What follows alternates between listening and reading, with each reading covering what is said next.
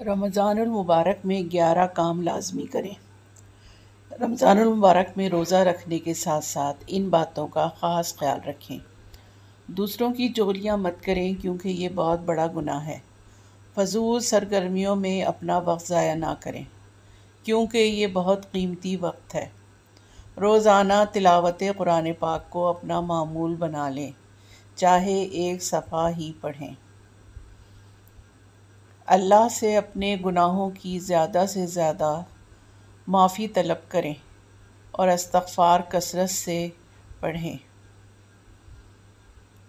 اپنی نگاہیں نیچی رکھیں، مطلب یہ کہ غیر شرعی چیزیں دیکھنے سے گریز کریں۔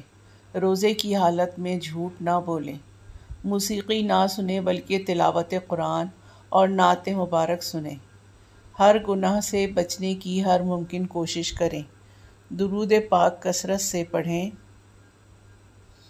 روزے کی حالت میں لڑائی جھگڑے سے دور رہیں۔ اگر کوئی آپ سے لڑائی جھگڑا کرے تو آپ کہہ دیں کہ میں روزے سے ہوں۔